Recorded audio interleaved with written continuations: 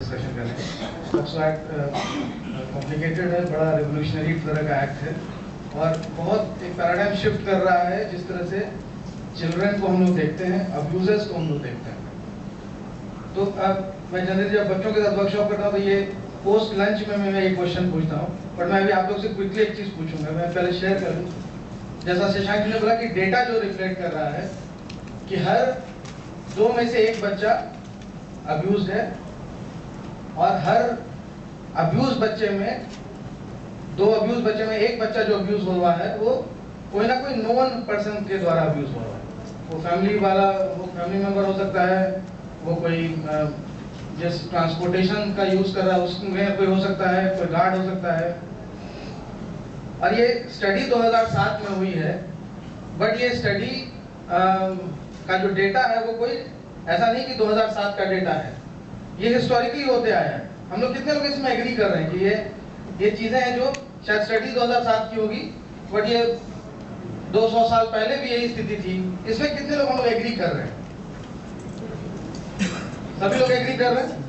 अब मेरा जो डिफिकल्ट क्वेश्चन है वो देखने लायक है कि अगर सभी लोग एग्री कर रहे हैं तो हमारे इस कमरे में अगर 100 लोग बैठे हैं तो मिनिमम 50 लोग ऐसे हैं जो बचपने में, जब वो 18 साल से कम उम्र के थे, तो अब्यूज हुए थे, चाहे वो मेल मेंबर हो, फीमेल मेंबर हो। कितने लोग हम लोग को लगता है कि हम लोग अब्यूज हुए थे? मुझे लगता है पर्सनली, मैं पर्सनली बता देता हूँ कि मैं अब्यूज हुआ।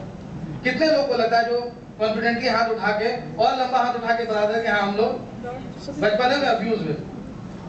ठीक है, तो हमको लग रहा है कि अगर वर्कशॉप का थोड़ा सा मोड अलग होना, तो ये बेसिक सेंसिटाइजेशन है जहां से हम शुरू करते हैं कि जहां पर हम पर्सनली अब्यूज के विक्टिम रहे। एंड अब वो दिन याद करिए जब हम लोग, एक बेबसी थी, अब्यूज तो हुए, एक अलग तरह की फीलिंग आई, but no one to share, no one to talk with, no one to assist, no one to support. तो उस माहौल से जो 25 साल, 30 साल, 40 साल, 50 साल पहले के माहौल से एक मूवमेंट हुआ है कंट्री के अंदर। अगले 10-12 साल में बहुत ही ड्रास्टिक चेंजेस है। द वे चाइल्ड राइट्स को देखा जा रहा है, the way child right governance को देखा जा रहा है और स्ट्रेंथन करने की कोशिश की जा रही है।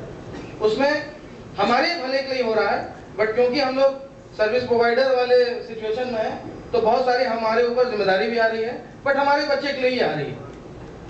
हमारे बच्चे शायद मेरे स्कूल में नहीं पढ़ रहे होंगे, बट कोई ना कोई किसी और स्कूल में पढ़ रहा होगा, किसी और जगह जा रहा होगा, तो घुमा फिरा के सोसाइटी के जो बच्चे हैं उन्हीं के लिए ये सारी चीजें आ रही हैं। मैं 2-3 चीज हाँ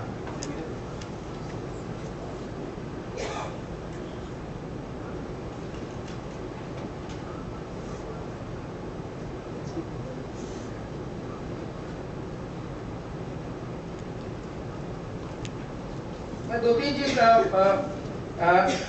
पॉक्सो के बारे में से बोल दूं, जो सुबह से लिंक करके बोल दूं। पहले एक तो है कि ये बोथ सेक्सेस पर अप्लाई करता है। तो 18 साल से नीचे के वो लड़के भी हो सकते हैं और वो लड़की भी हो सकती है। ये बड़ा जेंडर न्यूट्रल लॉ है और जो समझ में आई थी लॉ बनाते वक्त कि ये सेक्सुअल अब्यूज का इशू सिर्फ लड़कियों तक सीमित नहीं है। लड़के भी उतने ही विक्टिम है अब्यूज के जितना लड़कियां विक्टिम है अब्यूज की। दूसरा चीज मैं से बोलूं जो शशांक जी ने टच किया, ये लॉ में कुछ बड़ा स्ट्रिक्ट पॉइंट्स हैं जो बड़ा डिफरेंट है फ्रॉम अदर। कुछ देर पहले कोई बोल रहे थे कि जो प्रूवन गिल्टी वाला कॉन्सेप्ट है क्रिमिनल लॉ में कि you are innocent till proven guilty, ये लॉ उसको पूरा चेंज कर देता है सर्टेन ऑफेंसेस को लेके। तो अगर बच्चे कुछ ऑफेंसेस को लेके किसी को अक्यूज कर रहे हैं तो कॉन्सेप्ट अब यहाँ पे ये है, you are presumed to be a guilty person, now you have to prove yourself innocent. ये बड़ा एक इसमें इंपॉर्टेंट एस्पेक्ट है, क्योंकि जब हम भी झिझकते हैं बताने में तो बच्चों का क्या स्थिति होता है हम लोग सब जानते हैं। तो कोर्ट मान के चलता है कि बच्चे जब बोल रहे हैं तो उसमें कुछ ना कुछ कहीं ना कहीं सच्चाई उसमें रखी हुई है। और जैसा शशांक जी बोल रहे थे कि सेक्शन 19 और सेक्शन 21 जो है, एक बोलता है कि रिपोर्टिंग ऑफ द ऑफेंस एकदम इम्पोर्टेंट है, और उसका एक हल्का एक प्रोसीजर दिया हुआ कि अगर आपको पता लगता है वो ऑफेंसेस हो गए तब भी, और आपको इवन एप्रीहेंशन है तब भी, अगर लग रहा है कि किसी बच्चे का थोड़ा बिहेवियर चेंज हो रहा है या एप्रीहेंशन है, तब भी कहीं ना कहीं रिपोर्टिंग करने की जरूरत है, और नहीं करने पर पनिशमेंट है।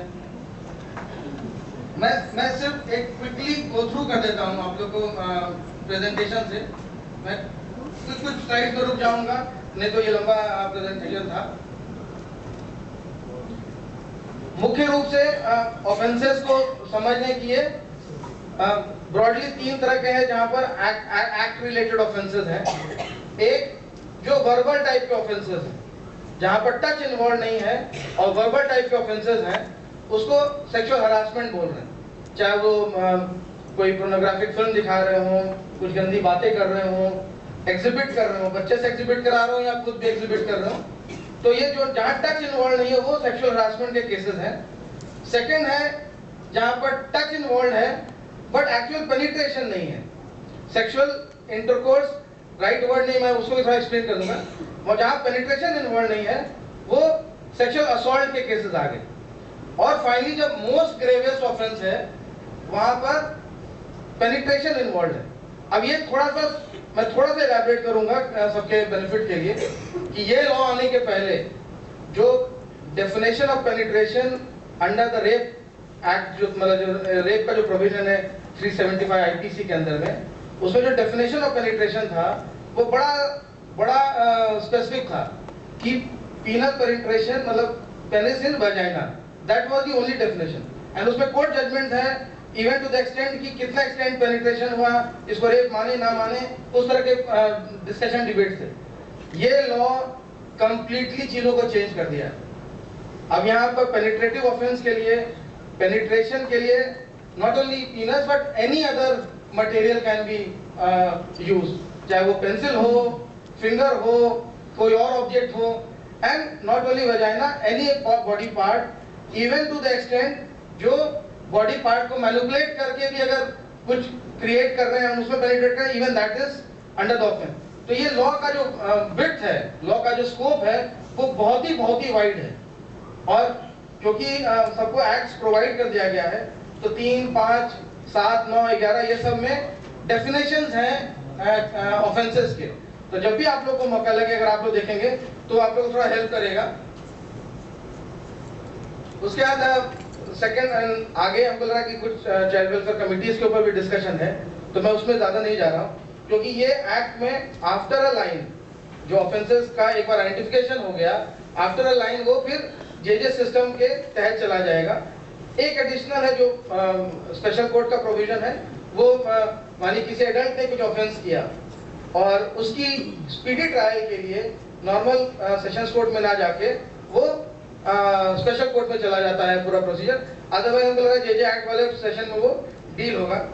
मैं सिर्फ 2-3 चीज और बोलना चाह रहा हूँ। एक तो मैं जो टीचर्स की रोल देख रहा हूँ specifically, not only in reporting, but मैं एक लार्जर रोल ये देख रहा हूँ कि जो मैं जब चाइल्ड वेलफेयर कमेटी में मेंबर था तो हमारे पास बहुत सारे केसेस आते थे जहाँ पर हम लोग देखते थे कि पेरेंट्स ही डिफॉल्टर है, पेरेंट्स ही अब्यूजर है, पेरेंट्स ही डिस्क्रिमिनेटरी है, और कहीं ना कहीं वो फैमिली सिचुएशन थोड़ा सा ट्रबलसम जैसा है। तो मुझे लग रहा है कि, और इसको देखेंगे, इसमें जहां आता है वो चाइल्ड प्रोटेक्शन पॉलिसी की बात कर रहे थे, मैं मार्क किया था, उसमें पढ़ रहा था पेज नंबर 33। ऐसे तो ये पूरा बुक बहुत इंपॉर्टेंट है, बट अगर पेज नंबर 33 देखेंगे, सेक्शन 4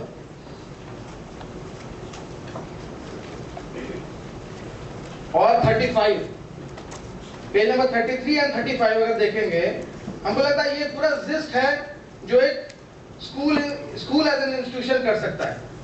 और मैं जो ब्रॉडली देख रहा हूं, अपार्ट फ्रॉम रिपोर्टिंग, मुझे लग रहा है कि क्योंकि बच्चे आपके नजर के सामने होते हैं, तो स्टार्टिंग फ्रॉम आइडेंटिफिकेशन कि किसी बच्चे का बिहेवियर चेंज हो रहा है, स्टार्टिंग फ्रॉम दैट पॉइंट जहां बेसिक एप्रीहेंशंस हैं या अर्ली आइडेंटिफिकेशन और अर्ली इंटरवेंशन हो सकता है, वहां से लेके आजकल मोस्ट ऑफ द स्कूल में स्कूल काउंसलर की बात है कि हर स्कूल में स्कूल काउंसलर होना चाहिए। कैसे हम बच्चे को सपोर्ट दे सकते हैं, और अगर फैमिली बेस्ड अब्यूज है, फैमिली लिंक्ड अब्यूज है, देन स्कूल का और टीचर्स का मैं बहुत ही बड़ा रोल देख रहा हूँ कि कैसे उसको जस्टिस सिस्टम में बच्चे को लाएं और उसको फर्दर अब्यूज से प्रोटेक्ट करें।